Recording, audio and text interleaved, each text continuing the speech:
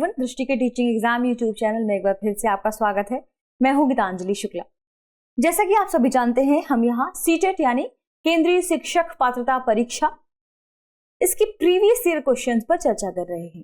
Previous year में भी कौन से विषय पर, तो ध्यान रखें, जिसमें सामाजिक विज्ञान खंड है। सामाजिक विज्ञान खंड प्रश्न पत्र 2 के लिए, प्रश्न पत्र 2 में भी कक्षा 6 से कक्षा 8 के लिए। इसमें जो भूगोल विषय शामिल है यानी जो ज्योग्राफी विषय शामिल है, उसके PYQ पर हम यहाँ चर्चा करते हैं। ठीक है, तो सब्जेक्ट ध्यान रखिएगा क्या है इसमें, ज्योग्राफी।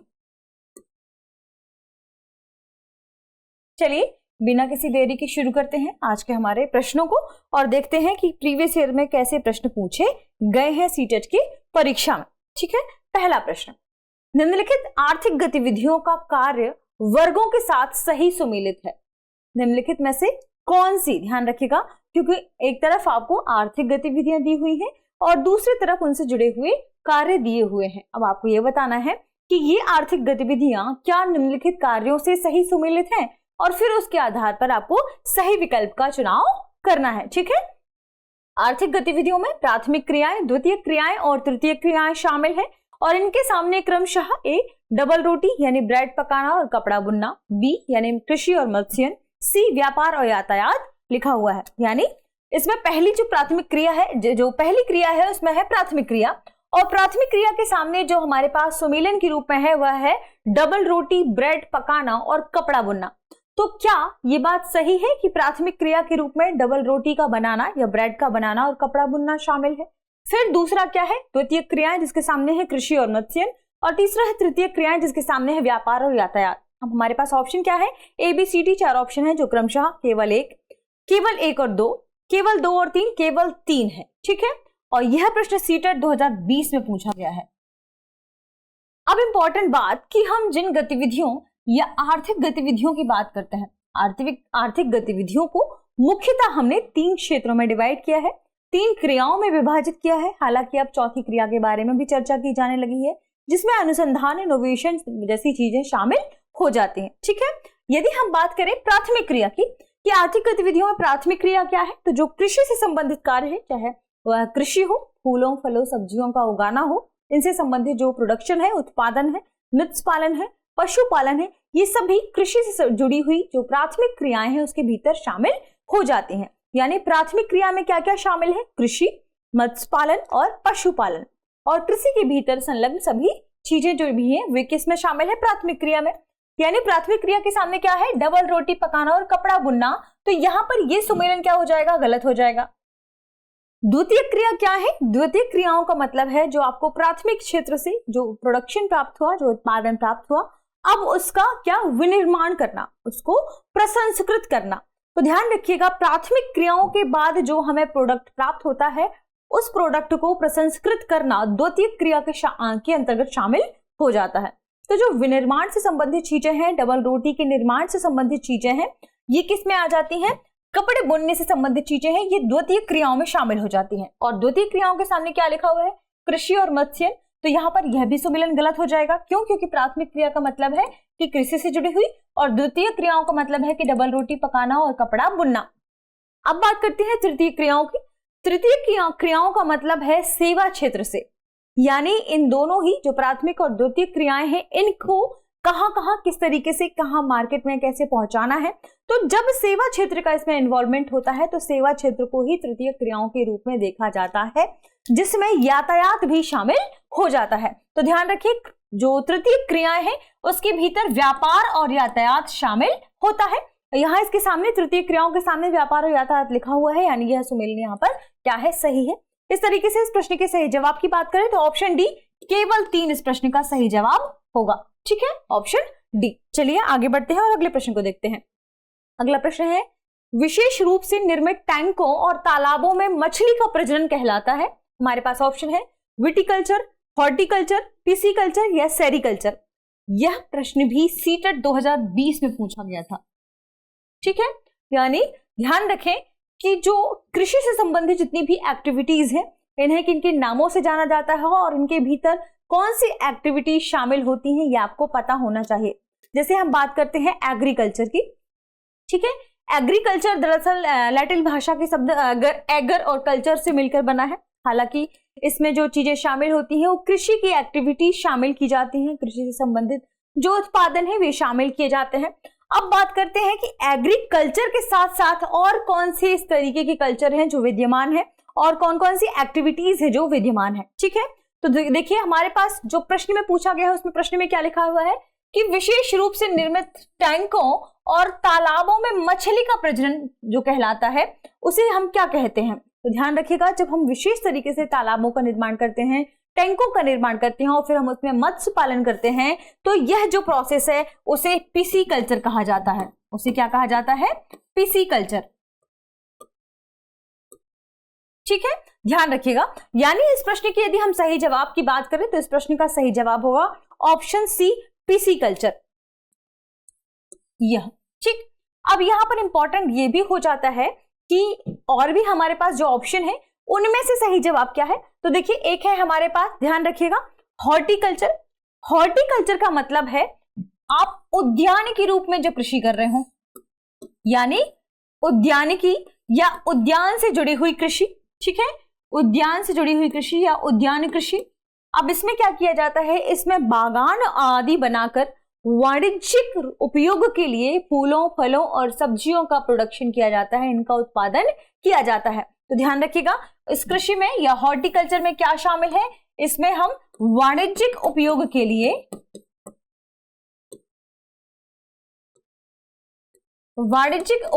लिए फूलों, फलों और सब्जियों का प्रोडक्शन करते हैं।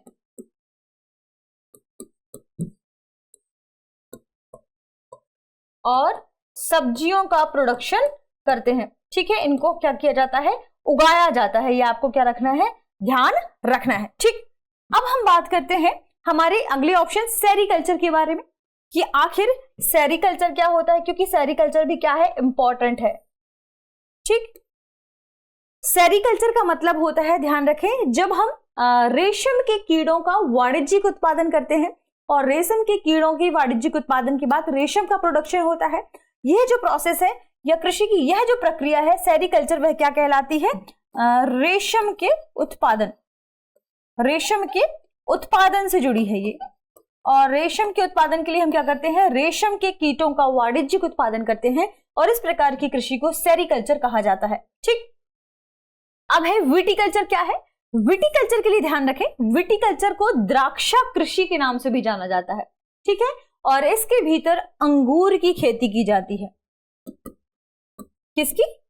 अंगूर की खेती की जाती है। इसे हम क्या कहते हैं, विटिकल्चर।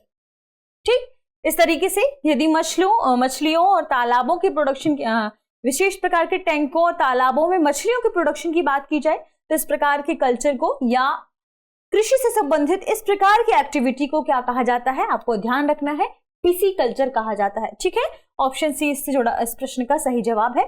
आगे बढ़ते हैं, अगला प्रश्न है, दिए गए लक्षणों के आधार पर फसल की पहचान कीजिए। हमारे पास कथन है, इसके लिए गर्म और आर्द्र जलवायु और सुअपवाहित दोमट मृदा की आवश्यकता होती है। दूसरा, इस फसल की वृद्धि के लिए पर्वतीय ढाल अधिक उपयुक्त होती है। अब देखते हैं, आपको सही विकल्प का चुनाव करना है। आपके पास ऑप्शन ए है चाय, ऑप्शन बी है कॉफी, ऑप्शन सी है कपास और ऑप्शन डी है चावल। इस प्रश्न को सीटेट 2020 में पूछा गया था। ठीक है, ध्यान रखिएगा, काफी सेगमेंट ये इंपॉर्टेंट है और बहुत ज्यादा आप कहें कि पुराना नहीं है। 20, 21, 22 में जो प्रश्न पूछे गए उससे आपको एक तरीका पता चलता है, एक पैटर्न पता चलता है कि किस तरीके से प्रश्नों को फ्रेम किया जाता रहा है। ठीक है, अब देखिए, अगर हम चारों ऑप्शन की बात करें कि क्या चाय इसमें हो सकती है, चाय में क्या है, चाय के लिए इंपॉर्टेंट क्या है कि ठंडे क्षेत्रों में, क्योंकि जो चाय की पत्तियां हैं वो बहुत मुलायम होती हैं, बहुत सॉफ्ट होती हैं, इन्हें हल्के ठंडी प्रदेशों में, आप कह सकते हैं ठंडे क्षेत्रों में इनका प्रोडक्शन किया जाता है। तो चाय इसका ऑप्शन नहीं होगा क्योंकि इसमें लिखा है गर्म और आर्द्र जलवायु। ठीक, अब बात करें कपास की, तो कपास जो है वह गर्म क्षेत्र में है, हल्की वर्षा हो, गर्म क्षेत्र हो और इसके अलावा 200 से 210 दिन तक पाला रहित चमकीली धूप इंपॉर्टेंट है यहाँ पर। ठीक है, तो आप ध्यान रखिएगा कपास, और सबसे इंपॉर्टेंट बात कि कपास के लिए काली मिट्टी की जरूरत होती है, काली और जलोढ़ मिट्टी की जरूरत होती है, जबकि हमारे पास ऑप्शन में दोमट मृदा है, तो यहाँ कपास भी नहीं हो सकता ऑप्शन में। ठीक है, अब चावल की खेती की बात करें तो देखिए चावल पर्वतीय ढाल में इसका जो प्रोडक्शन है वह नहीं होता है। तो इस तरीके से यदि हम इस प्रश्न के सही जवाब की बात करें तो जो गर्म और आर्द्र जलवायु में जिसका प्रोडक्शन अधिक होता है, जैसे ब्राजील जैसे क्षेत्रों में, हालांकि भारत भी उसमें शामिल हो जाता है, और सुप्रवाहित दोमट मृदा हो, ठीक है, ये जो खास विशेषता है ये होती है दरअसल कॉफी की खेती में। और कॉफी की खेती की एक खास बात यह है कि इस फसल की वृद्धि के लिए पर्वतीय ढाल अधिक उपयुक्त माना जाता है। यह बात भी बिल्कुल सही है, किसके लिए? कॉफी के लिए, यानी ऑप्शन बी कॉफी इस प्रश्न का क्या होगा? सही जवाब होगा। ठीक है, चलिए आगे बढ़ते हैं, अगला प्रश्न देखते हैं। अगला प्रश्न है निम्नलिखित वक्तव्यों पर विचार कीजिए। देखते हैं क्या है वक्तव्य। पहला कथन है या पहला वक्तव्य है प्राथमिक गतिविधियों में प्राकृतिक संसाधनों का निष्कर्षण और उत्पादन शामिल है। और दूसरा कथन है तृतीयक गतिविधियां प्राकृतिक संसाधनों में प्रसंस्करण से संबंधित है। अब आप देखते हैं उचित विकल्प में क्या है। ऑप्शन ए है केवल एक सही है, ऑप्शन बी है केवल दो सही है, ऑप्शन सी है एक और दो दोनों गलत है, और ऑप्शन डी है एक और दो दोनों सही है। यह प्रश्न भी सीटेट 2020 में पूछा गया था, ध्यान रखिएगा। ठीक है, अब देखिए हमने अभी थोड़ी देर पहले ही चर्चा की थी किसके बारे में? प्राथमिक गतिविधियों के बारे में, द्वितीयक गतिविधियों के बारे में और तृतीयक गतिविधियों के बारे में। प्राथमिक गतिविधियां यानी क्या? यानी इसमें कृषि, और इसके साथ साथ ध्यान रखिएगा कि इसमें जो हम खान जैसी चीजें हैं, खदान जैसी चीजें हैं, या हम जो बिल्कुल शुरुआत में कच्चा माल का प्रोडक्शन करते हैं, कच्चा माल का उत्पादन करते हैं, वह प्राथमिक क्रियाओं में शामिल हो जाता है। और ध्यान रखिए इसमें पहला जो कथन है वह क्या है? प्राथमिक गतिविधियों में प्राकृतिक संसाधनों का, यानी बिल्कुल शुरुआत में जो कच्चा माल हमें प्राप्त होता है, प्राथमिक संसाधनों का हम क्या करते हैं? निष्कर्षण करते हैं, इसका हम उत्पादन करते हैं, और ये सभी चीजें किसमें शामिल हो जाती हैं? प्राथमिक गतिविधियों में शामिल हो जाती हैं।